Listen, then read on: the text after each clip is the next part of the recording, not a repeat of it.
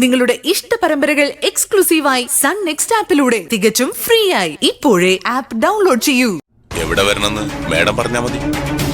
എവിടെയായാലും ക്രിസ്റ്റി വരും. ഒരുമിച്ചിരുന്ന് സംസാരിച്ച എല്ലാ പ്രശ്നത്തിനും പരിഹാരം ആവുകയും ചെയ്യും. ഓക്കെ അല്ലേ മേഡം? ഓക്കെയാണ്. സമയം ഉച്ച കഴിഞ്ഞ് 3 മണി. സ്ഥലം എവിടെയാണെന്ന് നിങ്ങൾ തീരുമാനിച്ചോളൂ, ഞാൻ വന്നോളാം. Okay madam, thank you very much. Thank you madam, thank you so much.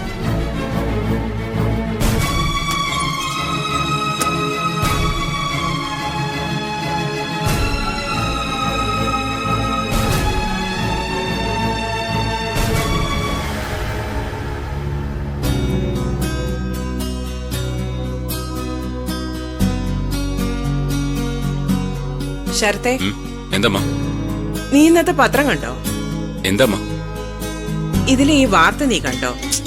പത്രത്തിൽ നിറയെ വാർത്തയല്ലേ, അതിലേത് വാർത്തയെന്ന് പറഞ്ഞാൽ കണ്ടല്ലെന്ന് പറയാം. ദേ, ഈ ക്രിസ്റ്റി ഫെർണാണ്ടസിന്റെ വാർത്തയുടെ കാര്യമാണ് ഞാൻ പറയുന്നേ. അയാളുടെ ആ പുതിയ ഷോപ്പിംഗ് കോംപ്ലക്സ് കെട്ടിടം സുന്ദരി സീൽ ചെയ്തെന്നാ വാർത്ത.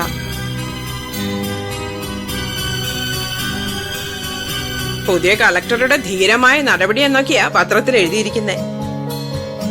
കളക്ടറുടെ നടപടിക്ക് പൂർണ്ണ പിന്തുണ രാഷ്ട്രീയ പാർട്ടികളും പ്രഖ്യാപിച്ചിട്ടുണ്ട്. ഇങ്ങനൊരു വാർത്ത വായിച്ച അതിൽ വലിയ പ്രതീക്ഷ വെക്കാൻ അമ്മയ്ക്ക് എങ്ങനെ സാധിക്കുന്നു? കുറെ കണ്ടും കേട്ടും പരിചയിച്ചല്ലേ.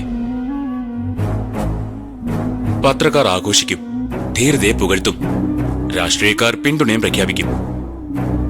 ഇവരെല്ലാവരും തന്നെ ഒരുമിച്ച് നിന്ന് ഒടുവില് കാലും വാരും. അതാ സംഭവിക്കാൻ പോകുന്നേ. എന്നാൽ ഇത്രയൊക്കെ തന്റെ സുന്ദരി കാണിച്ചില്ലേ, അതിനെ അംഗീകരിക്കാതിരിക്കാൻ പറ്റില്ലല്ലോ. അംഗീകാരമൊക്കെ നല്ലത് തന്നെയാ. ഇതിന്റെ അവസാന ഭാഗം എത്തുമ്പോ ഒന്നുകിൽ മഴ മോൾക്ക് അമ്മയില്ലാതാവും, അല്ലെങ്കിൽ അമ്മയ്ക്ക് മകളില്ലാതാവും.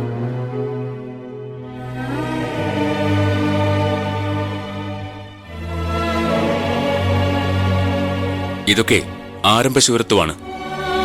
ഒറ്റയടിക്ക് എല്ലാം അങ്ങ് നന്നാക്കി കളയാന്ന് തോന്നൽ. പക്ഷെ നഷ്ടം നന്നാക്കാൻ ഇറങ്ങി പുറപ്പെടുന്നവർക്ക് മാത്രമാ.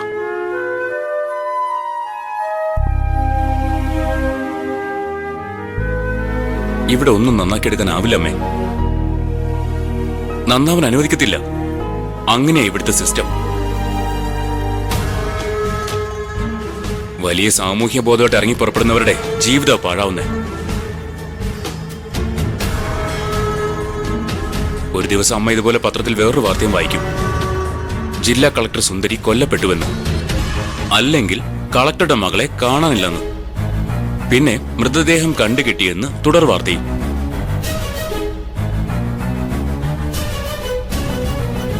തോൽപ്പിച്ചു കളയും എല്ലാവരും ചേർന്ന്. അനുഭവം കൊണ്ട് പറയാ ഞാൻ.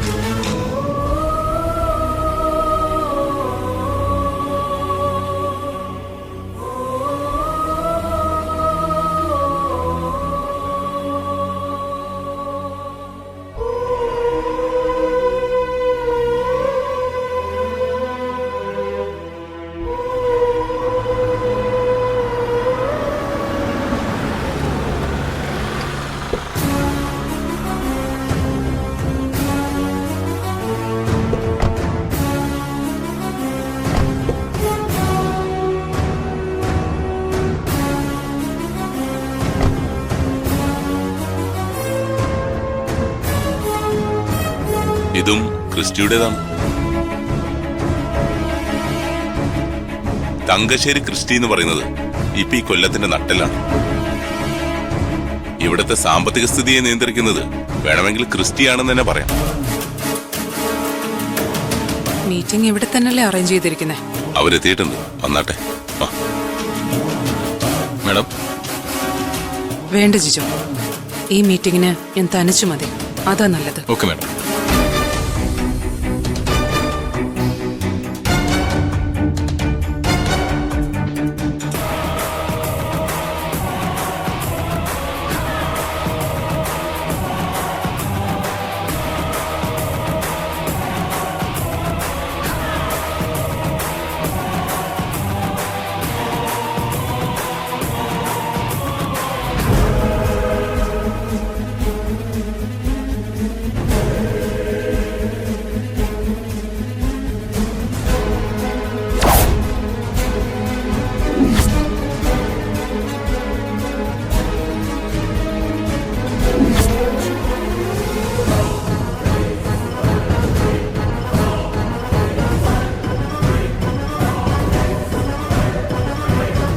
മനസ്സിലായി കാണുമല്ലോ. ഡിസ്ട്രിക്ട് കളക്ടർ സുന്ദരി IAS. നമ്മൾ നേരത്തെ പരിചയപ്പെട്ടത്. ഞാൻ ഡയാന.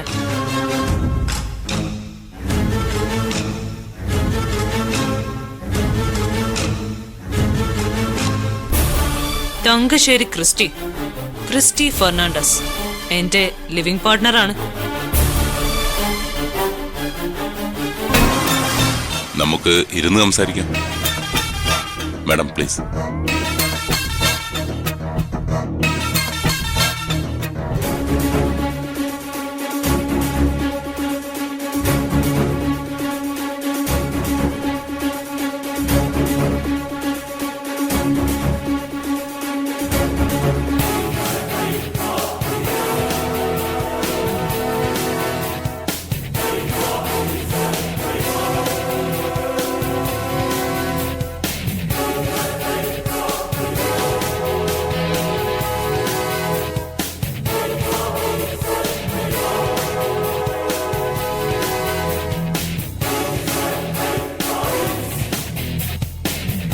നേരെ വിഷയത്തിലേക്ക് വരാം. ആ ഷോപ്പിംഗ് കോംപ്ലക്സുമായി ബന്ധപ്പെട്ട് ആ സ്ഥലത്ത് നിന്ന് മാറി താമസിക്കേണ്ടി വന്ന 5 കുടുംബങ്ങളുടെ കോമ്പൻസേഷൻ സംബന്ധിച്ച് ഒരു ലെറ്റർ മാഡം ക്രിസ്റ്റിക്ക് മെയിൽ ചെയ്തിരുന്നു. അതാണ് സബ്ജക്റ്റ്. അത്രയും വലിയൊരു കോമ്പൻസേഷൻ എന്ന് പറയുമ്പോ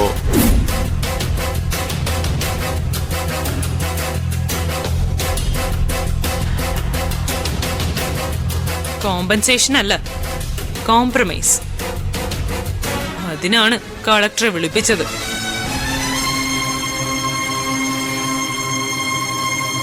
ആ പ്രോപ്പർട്ടിയുടെ പേരിലുള്ള ഇഷ്യൂ ആണെങ്കിൽ മന്ത്രിസഭയുടെ പരിഗണനയിൽ ഇരിക്കുന്ന സബ്ജക്റ്റ് ആണത്. No issue. ഞാനത് സോൾവ് ചെയ്യും.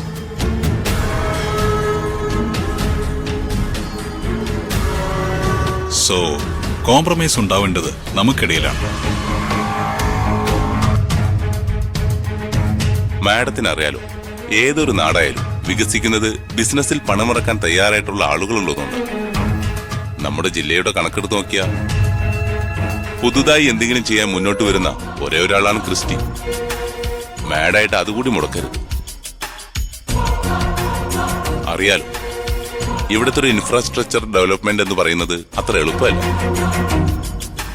സോ അല്ലറ ചില്ലറ വിട്ടുവീഴ്ചകളൊക്കെ വേണ്ടിവരും.